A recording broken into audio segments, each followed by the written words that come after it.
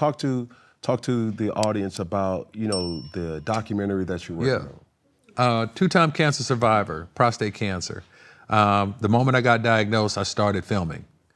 There was no GPS for me to be able to know how I tell my wife, how I tell my kids, how I tell my mom, And so we started filming. We have a documentary called Sustain.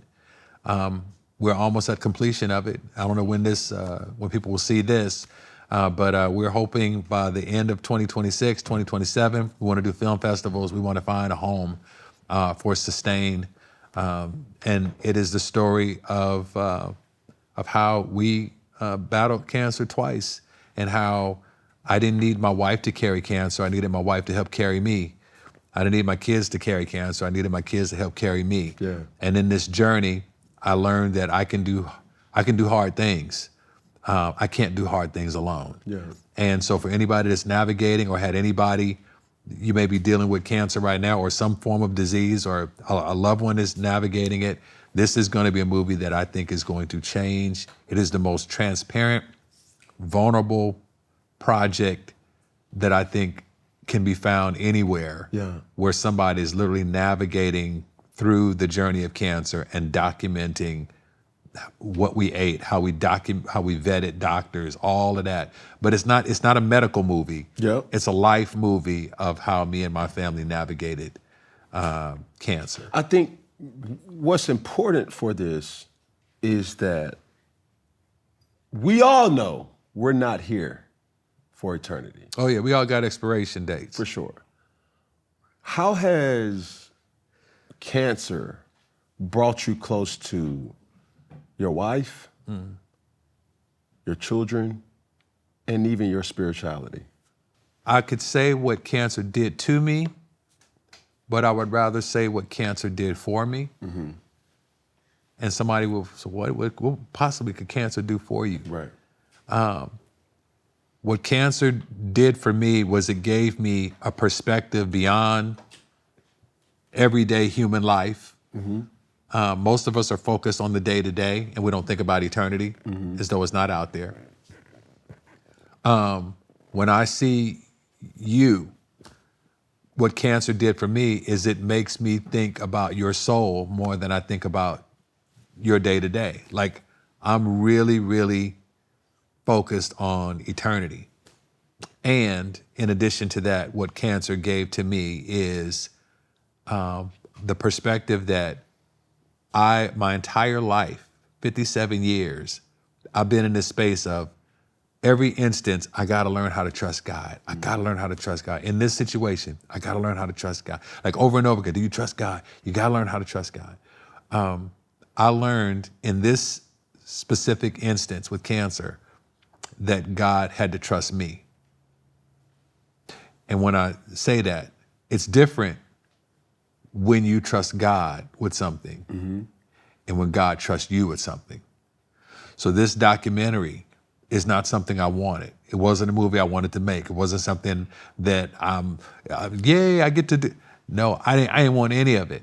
And I felt like the Lord said, I trust you to tell this story because somebody else needs it. Man, have you ever been locked in on summer plans and you hit that classic moment? What am I gonna wear? I'm talking about graduations. What else? Weddings, Memorial Day weekend, my birthday. The calendar just starts to stack up fast. And suddenly, every invite comes with some type of panic. And that right there is the main reason why I rock with Macy's. They ain't got nothing to wear, into sheer confidence. Their personal stylist helps you lock in a full look. And get this, they'll even help you find the perfect gift while you at it. I don't know about you, but I still love that in-store feeling. Touching the fabrics, trying things on, mixing shoes and all type of accessories. See the whole fit come to life. Plus, you have fragrance and skincare experts helping you build that summer glow and helping you lock in your signature summer scent. So when it's time to show up, you is not scrambling. You're ready. And I don't know if I could trust it with anybody else. Yeah. So this is a project for me where I feel like God is trusting me to do what he wants to do. Now, for the people that may not know, the cancer was prostate cancer. Prostate cancer. All right. For Black men specifically, why is it so important for them to take prostate health seriously and get checked early? What would you advise or counsel them, that may not see the importance of getting routine checkups? Oh, yeah. 1 in every 8 men will be diagnosed with prostate cancer. 1 in every 6 will be a Black man. 1 in every 6. And so from that standpoint, early detection helps save lives. Early detection is what helps save my life. The whole thing about, I don't want nobody putting their finger in me, putting their finger in my rectum, that whole thing was, I think, it's an antiquated, out of date. A lot of medical don't even do that anymore. Now, the prostate specific antigen test, the PSA, a blood test, can tell you and can document if you have prostate cancer or not. I've been going to a doctor, I've been getting that finger check since I was 42. Ain't never found nothing. And it was when I got to 53, even the finger check didn't do anything. It was the PSA levels. It was my blood level that for 10 years of going and getting regular checkups and regular screenings, I could see that 10 years ago, my PSA was like 3.1. And the next year it was like 3.2. Next year it was like 3.5. Next year, 3.6. Next year, 4.0. Like I could look and see. Yeah. And then from that standpoint, early detection saves lives, man. Regular screenings, they continue to save lives. And they're saving my life, bro. If I had not gone, if I didn't go to my regular screening and do what I needed to do, I would be like all the names of the greats, we talk about your Chadwick Boseman or my guy Dwayne Wiggins from Tony Tone and D'Angelo and there's so many greats that have quietly, and I understand it. Yeah. They have quietly with their families and made the choice to navigate cancer in that way. I'm not going quietly, bro. Did you have any symptoms? None. Wow. No. So it wasn't a pain, It wasn't like I woke up, I feel something wrong. No.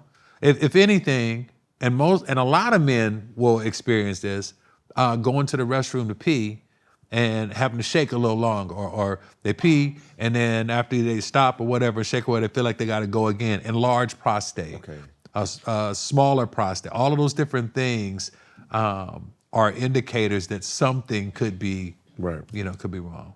But I didn't feel nothing. Bro, it's not a cultural thing. It's a manly thing. Right. Right. Because it far exceeds just be tough. That's how we're raised. But for certain things, I mean, we all can do a better job. I'm gonna take ownership in myself too, because you think like seeing the muscles, seeing the stature, you think that's narcissistic. You know what I'm saying? Ain't nothing gonna happen to me.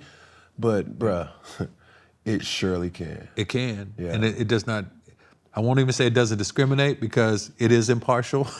It can be impartial to men, of color. But cancer doesn't care, man. My last question is, how has fatherhood and now grandparenthood shifted what success means to you? I just recognize, man, success means something different to me. I've had success. And because I've had success, I think a lot of it's counterfeit. That's just not for everybody, but for me, it's counterfeit. I want to be significant, man. I got killed on the internet a long time ago. This is relevant to my kids and my grandkids. This is back when Twitter was Twitter. Yeah. And I was out there playing football with my son one day, just young kid, about 9 or 10 years old. I'm out playing with him, and I put my phone in the car. By the time I get back to the car, somebody had done a fake account, a fake CNN account, and basically said Montell Jordan was found dead in his downtown Atlanta condo, da-da-da-da-da. My wife is like paging and calling me. My mom is they think I am dead. And so immediately I call my mom. I'm like, I'm fine. What's going on? I call my wife. Everything is good. And then I go and I look online and I just start scrolling. And as I'm looking, it says, R&B singer Montell Jordan dead. This is how we do it. Singer found dead.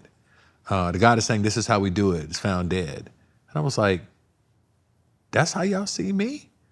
Y'all see me as the guy that did this is how we do it, and he's dead? That's all I got? Not the guy that was married for X amount of time, or not the guy that raised a family, not the guy that helped refugees, and the guy that helped missionaries on the mission field, not the guy who preached the gospel, and not the guy, none of that. It was just, the guy that's saying this is how we do is dead. So I was like, I can't live my life with that. I don't want to be successful. I want to be significant. And significance for me is that I don't need nobody to lie when my time comes at my funeral. I don't need nobody to try and figure out something nice to say. I want people to be able to say, that dude was authentic. Yeah. That dude loved his wife. That dude was not afraid to say the name of Jesus anywhere. That guy was not afraid to face the truth and to change and to repent and apologize and forgive and all of those different things. And so how has fatherhood, how has this journey with me, I am watching myself replicate something that I think is good. And I'm not all good, but the best part that God has given to me, that's what I want my kids and my grandkids to have, to take into their families and into the world, man.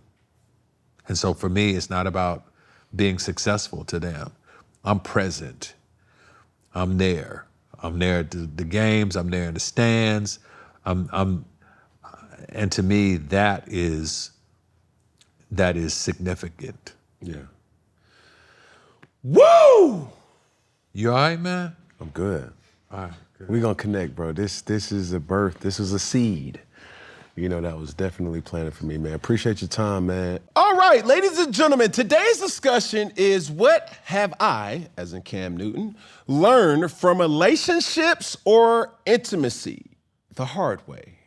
Now, wow, very loaded question that could be interesting or uninteresting. But I would say this. One thing I've learned in relationships is I can expect me and others. And learning that, you realize maturity in life and understanding that everybody has free will to think, feel, and act on certain things. And I can't always put how I would have responded, how I would have acted, how I would have, dealt with that specific thing, good or bad, because they ain't me and I ain't them. Intimacy, I think it's an ongoing challenge that you got to realize that every night ain't the best night. You know what I'm saying? I think when you get in that square, okay, I ain't never seen another bed that was shaped other than a square, so I refer to it as the square. You could be in your good behavior, or you may be able to drop 40, or you may be able to just skimp a good 4. But that connectivity with your partner is essential, because even on the baddest night, brothers and sisters, there has to be an element of grace that is needed. Because let's just be honest, we know when we didn't perform our best. Okay. Now, do they know? Because if they knew, like, yo, that wasn't your best work. What I can appreciate is you didn't perform well and they think that, oh, he's not a good performer. Nah, baby, this Michael Jackson, Billie Jean. Michael Jackson moonwalk, okay? Now, you may have gotten an old throwaway on a single or not, but listen, we moonwalking typically. I just ain't had enough slippery surface for me to really moonwalk how I typically moonwalk. But, all right, it is what it is. But that's the unfortunate truth. Now, don't sit up here and say, I ain't never had a bad night. I always deliver premium. Well, I got news for you, brother. You done made the girls' group chat for all the wrong reasons.